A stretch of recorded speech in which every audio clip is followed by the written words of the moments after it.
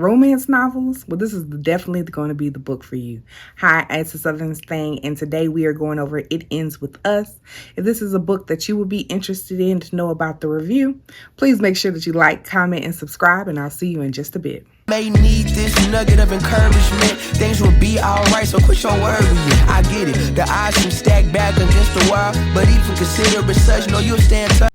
So we all love romance novels. We love when a man meets a girl and they get to know each other. The chemistry is awesome and they end up falling in love and have a happy ending. Well, I want to let you know that this book is not it.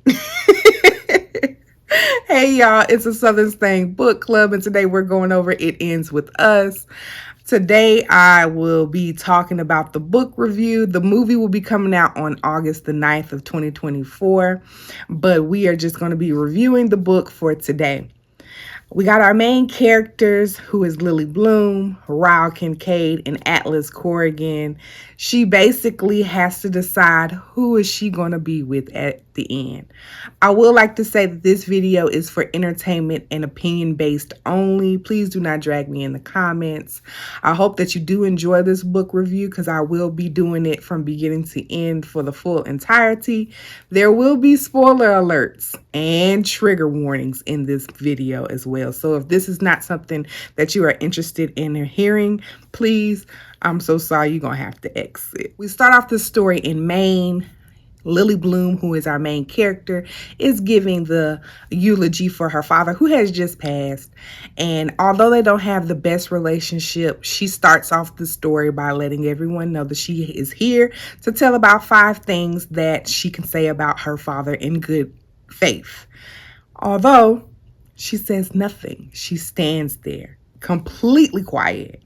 Everyone thinks that she's choked up, but she hasn't, and it's because of the history that those two have with each other. Later on throughout the book, you'll find out that reason why, and a really quick way on the way that you will know that it's a trigger. Now, she's sitting on this rooftop, and she is trying to get her thoughts together. She's back in Boston where she lives, and a man comes on top of the rooftop and disturbs her peace. Now, he is angry, he is mad, he's throwing chairs, he's kicking the chairs, gets his thoughts together, and he starts lighting a joint. Now, when he finally sees Lily Bloom, he is infatuated by homegirl. And they start talking and getting to know each other. But we find out that Ryle Kincaid is a neurosurgeon, and he's seen some things today that has made him upset, but also that he really wants to have relations with Lily Bloom. Now, he's wanting to do it on a one-night stand basis, but she is trying to do it in a different type of way because she does find him very attractive. Now, he ends up having to leave very quickly, but hopefully that will be not the last time that they see each other. Lily Bloom already has a job when she is in Boston, but it's time for her to bark onto her dreams, and she decides to open up a flower shop. The flower shop is called Lily's, which is so cute, and it's trying to be a different type of business than she normally has. This business is still going to be a floral shop, but embarking on more of a darker side than you would normally see on a regular florist shop. While Lily is opening up her new shop, there's a person that comes in and is trying to apply for a job, and her name is Alyssa. Now, Alyssa is very vibrant and has great ideas, and so she wants something that will be able to keep her from being bored. Now, she already has money, but Lily doesn't know anything about that. So she hires her as her assistant.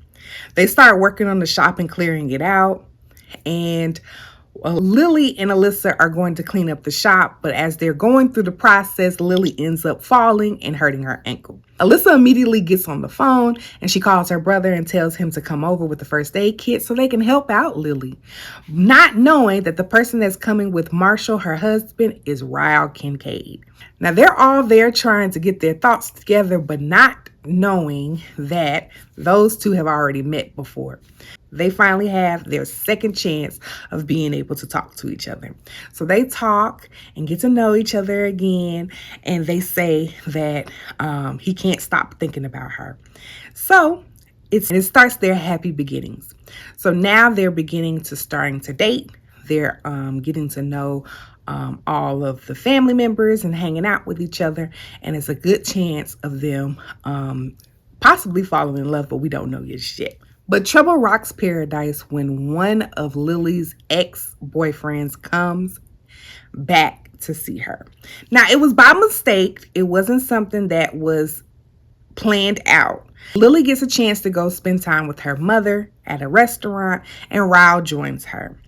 As they're going through ordering for the menus, one of the waiters that come up to the table is her ex-boyfriend by the name of Atlas.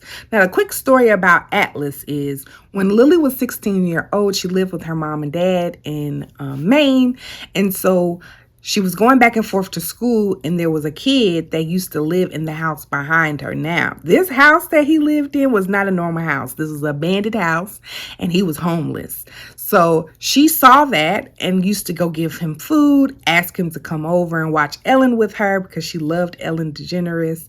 And then she would ask if he would want to take a shower. They became really, really close friends until romance started. Now, this is a bad time for Atlas to show up because she was so in love with him. He left right after high school when they graduated to go to the Marines. They haven't seen each other in well over 4 years, but now she started a new relationship with Ryle.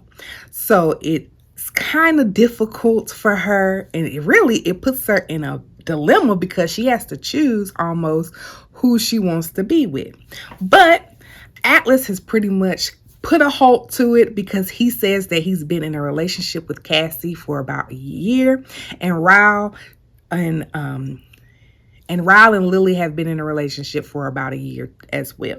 So they are both in happy relationships, and so now it's just time for them to move on with their life until they stumble upon each other once again. Now, at the time that they stumble upon each other once again is when Alyssa, which is Ryle's sister, Marshall, which is Alyssa's husband, and Lily decides to go back to the restaurant because they heard that the restaurant was a really, really great restaurant.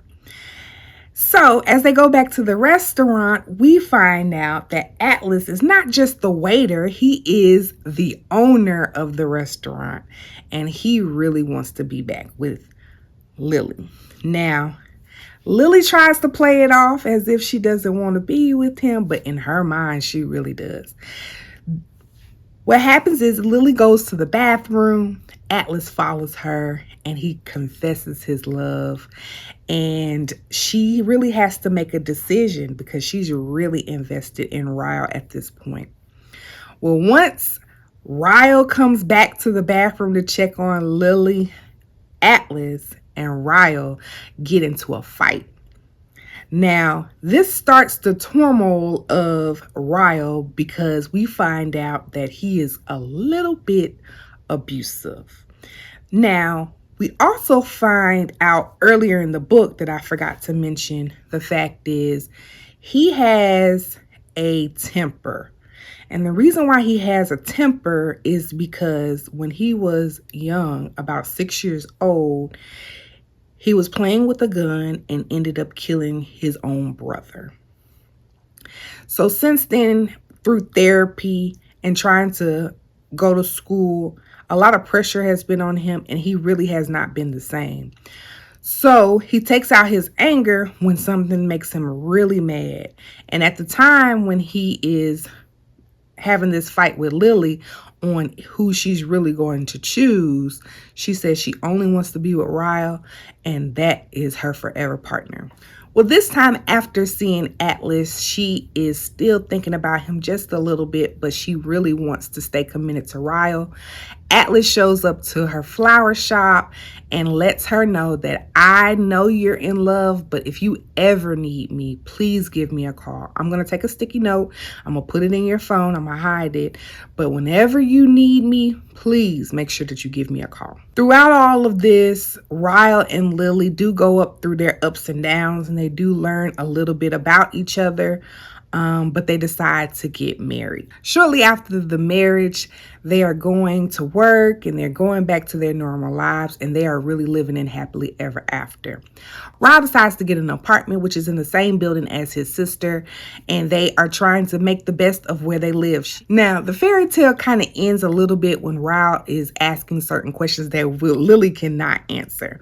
She wants to, but it's hard for her because Ryle is going to find out how close her and Atlas actually are.